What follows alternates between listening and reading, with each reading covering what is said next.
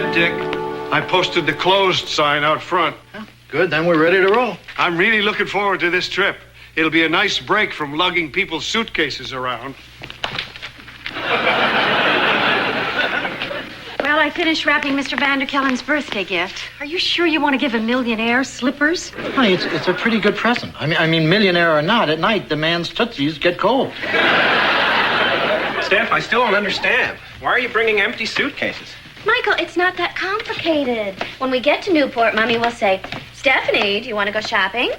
And I'll say, no, I don't need anything. And she'll say, come on, just one outfit. And I'll say, okay, but that's it. And then she'll buy out the store, and I'll bring it all back in these. Well, why even bring luggage if you show up empty-handed? Maybe they'll buy you that, too. Michael, leave the bags. Now, Steph, no arguments this time. On a long drive like this, I insist you wear your seatbelt. Oh, Michael, it rumples my dress. Sorry, Steph, but I don't want to see my cupcake flying through any windshield. You can bet I'll be wearing my seatbelt. Yeah, George, whatever you like. Well, we better get going. It's a 5-hour drive to Newport. I've got some great car games. Let's play 20 questions. I'll give you a hint. It's a living person. David Hasselhoff. Wow, that's right. George, maybe we shouldn't play any more games. Okay. 99 bottles of beer on the wall. 99 bottles of beer. If one of those bottles should happen to fall. 20 bottles of beer. If one of those bottles should happen to fall. 19 bottles of beer on the wall. George.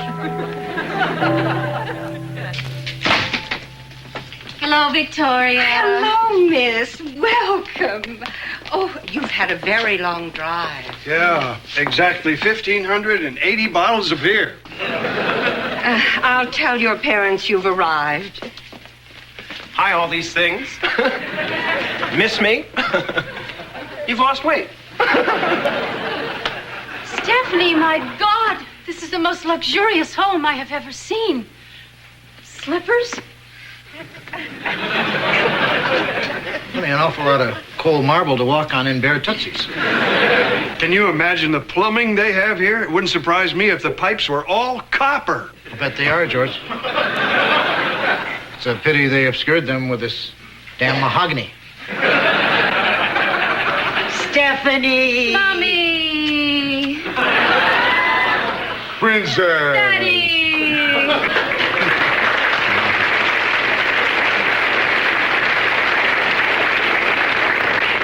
You remember everyone? Dick and Joanna, George and Michael? Hi, Mr. and Mrs. V. Thanks for the invite. Can I stay in the East Wing this time? Absolutely, but I'm afraid the 4th floor is closed. You see, we're converting the screening room to Dolby. Whatever that is. Come along upstairs, everyone. I'll have the servants show you to your rooms. Oh, just point the way. We'll be able to find them ourselves. No, you won't. Stephanie, do you want to go shopping? No. I don't need anything. Come on, just one outfit. Michael, could I see you for just a moment? CC, Mr. V. Michael, it's obvious that you and Stephanie are very fond of each other. Well, I'd put it more strongly than that, Mr. Vanderkellen. She's my main muffin. Quiet. Well, I love Stephanie very much, too, so I've had this document drawn up. Prenuptial agreement. Well, there must be some kind of mistake. Steph and I aren't even engaged. But you're clearly headed in that direction. Now, if you marry, well and good. But if you should divorce, that's when this little baby kicks in. It simply provides that Stephanie's money should remain hers. Oh. Are you sure all this is necessary? Now, Michael, I don't want you to feel pressured into this. Read it carefully, consider each point, think it over, and then sign it.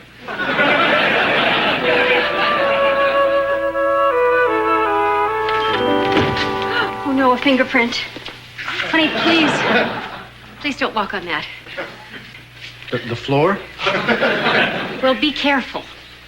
Honey, will you relax? This is a guest room, not a museum.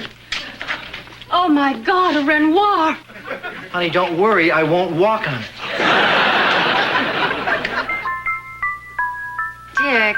Honey, just because these things are expensive doesn't mean they aren't meant to be handled using...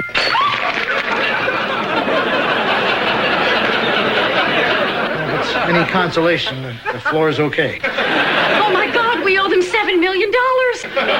I'm sure this is replaceable. We saw hundreds just like this all over Europe. No, not like this. Coming. Hi, all. I need someone to witness my signature on this. Well, what is it? A prenuptial agreement. Michael, does this mean you and Stephanie are getting married? I jumped to the same conclusion, Joanna, but I was wrong. Mr. V is just playing it safe. Michael, have you read this?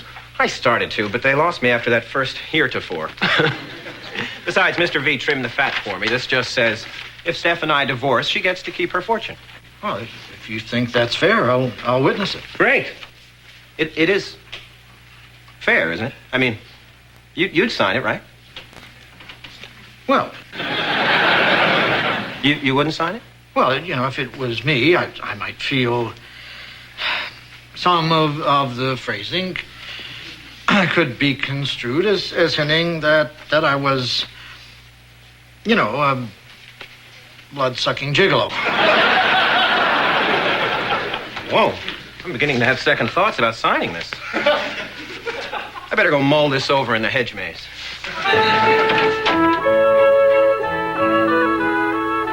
Haven't you finished with that ship arrival section yet? In a moment, Arthur. I have friends arriving. Well, I have ships.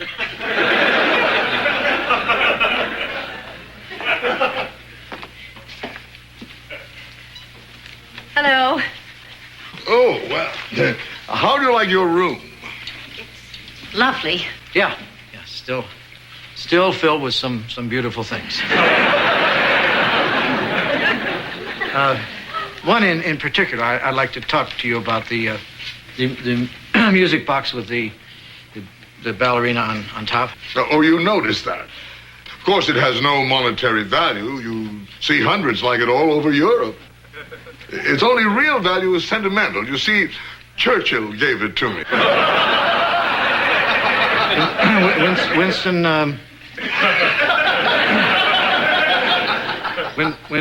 Winston Churchill? Yes. Actually, we call your room the Churchill room. Oh, so a lot of the things in there were from Churchill. No, just the music box.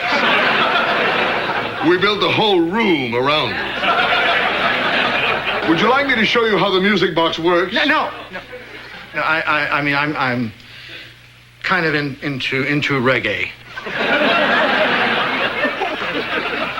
Oh, dear, Arthur. One of your super tankers went down. Again? I better go buy another one.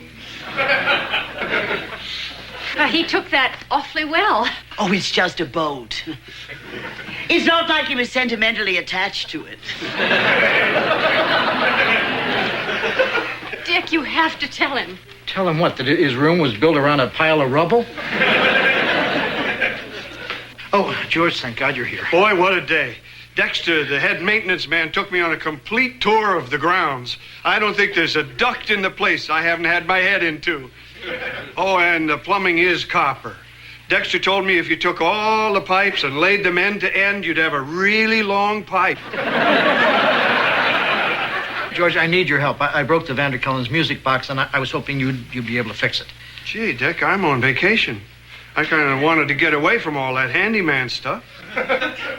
George, you just stuck your head in every duct. Come on. Hi, everybody. Where are you going? Upstairs. Dick broke the... Ow! Steph, there you are. Look what your father gave to me. Ew, legal stuff. I'm bored.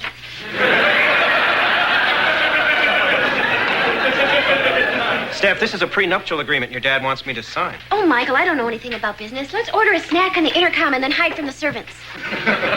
You don't understand, Steph. This document is an insult. So don't sign it. But, Steph, your Papa San is turning the screws. Well, I can't let him ruin our vacation like this. I'll talk to him. Great. Be strong. Don't let him bully us. Daddy! Daddy, IBM went under. What did you say? Nothing. Nothing, Daddy. I just wanted to talk to you. Michael told me about this stupid prenuptial agreement. Oh, I wouldn't call it stupid, Princess. Well, Michael doesn't want to sign it, and it's interfering with my fun, so where's the paper shredder? Now, Princess, you just listen to me. You see, you're in love, so you're not objective. Am too. No, you're not. For instance, do you find Michael attractive? Attractive? He's the handsomest man in the world. Wrong. He is cute, I'll give you that. But there are many men far better looking than he. This Selig chap springs to mind. You see, love has blinded you. But it's clear to me that if Michael refuses to sign that document, it means only one thing. He loves you not for yourself, but for your money. Daddy, that's ridiculous. If there's one thing I know, it's that Michael loves me for me. Hi, all. If anyone needs me, I'll be hovering over Sukasa. God, I love this place.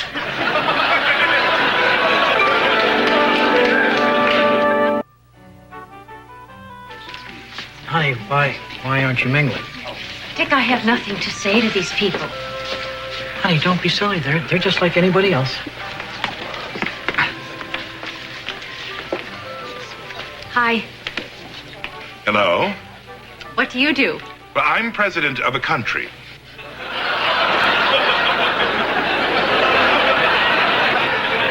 Steph, are you okay? You haven't even touched the foie gras. I'm fine, Michael. But you've barely spoken to me since yesterday. If there's something wrong with my cupcake, this guy wants to... Whoa, caviar! Michael! I thought you didn't like caviar. Well, I hated it, and it makes me thirsty, but it costs $1 bazillion an ounce. George. How's the music box coming? The glue is drying now. Boy, do these folks know how to throw a party. Every light is on a rheostat. Attention, everybody. Arthur's going to open his gifts. I love gifts. It almost compensates for being 1 year closer to dead. Arthur! It's my birthday, so I can say what I like. I think I'll open this one first. It's from the Brentwoods. Tupperware. And you were worried? What a lovely name for a racehorse.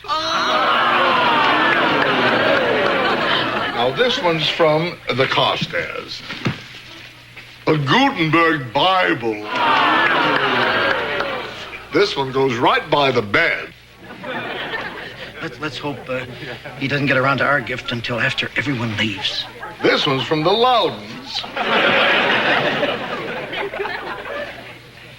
Footwear. Oh. They're not real leather. Made in Taiwan. Good heavens, these come from one of my factories. Oh, it's a joke gift. Bravo, Loudon.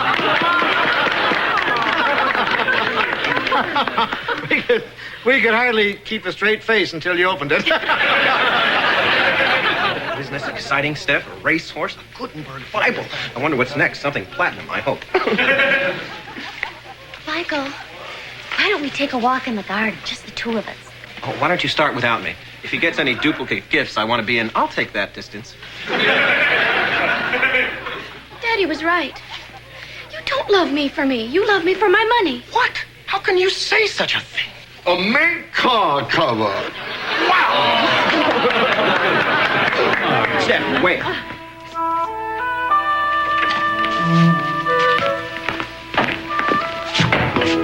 The glue's dry. Oh, it's absolutely perfect. They'll never guess anything was wrong.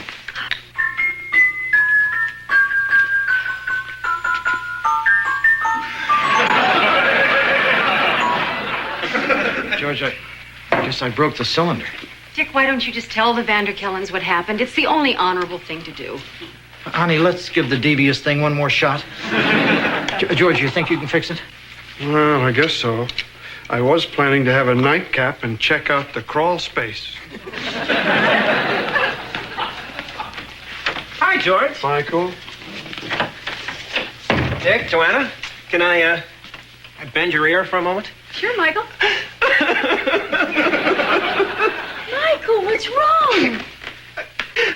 gonna lose Steph. She locked herself in her room and she won't even talk to me. She thinks I only love her for her money. Well, that doesn't sound like you, Michael, does it, Dick? Dick? Well,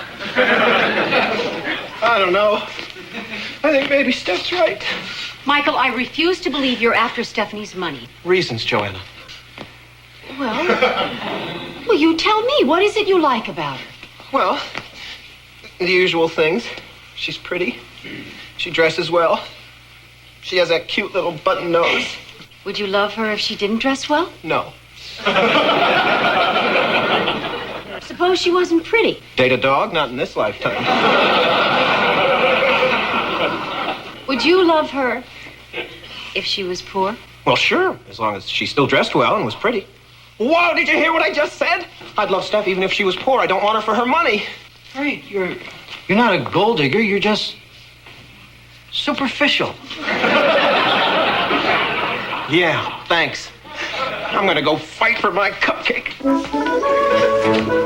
really don't see what this is going to accomplish. I'm going to prove to you and your father once and for all that I'm not interested in your money. Wow! Good start, Michael. Oh, there you are, Mr. Vanderkellen. They told me you'd be down here. Apparently they were right. Mr. V, all this talk about Pre Nups has started some pretty serious doubts bouncing around. I refuse to sign this thing, but I want both of you to know that I love Steph for herself. Well, I'm glad that's over. What are we pouring? We're not. Huh? Michael, I'd really like to believe you, but the way you've been acting, maybe Daddy's right. Well, I was worried about the same thing, but Dick and Joanna helped me to realize that I'm not a gold digger. I'm just superficial. Michael, are you sure? Well, anyone can pass themselves off as superficial. But why should we believe you're not a gold digger? Try this on. I fell for Steph the moment I saw her. As far as I knew, the only gold she had was in her hair. Really, Michael? You knew her name was Vanderkellen. That doesn't exactly say, Buster, can you spare a dime? He's good. All right. Hold on. Okay.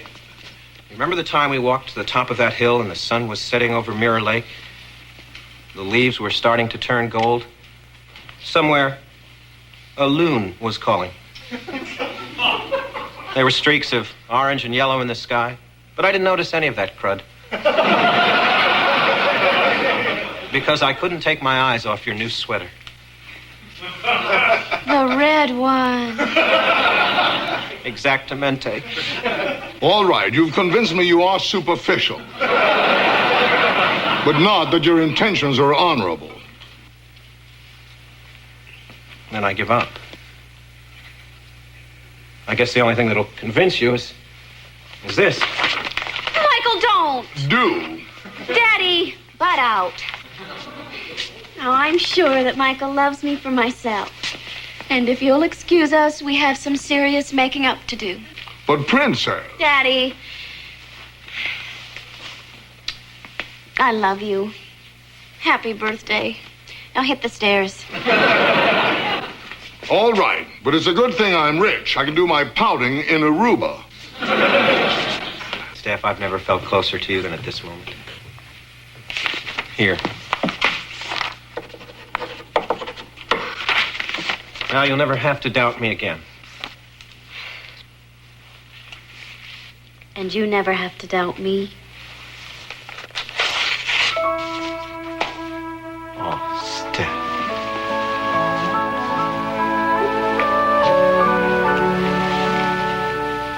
Wow.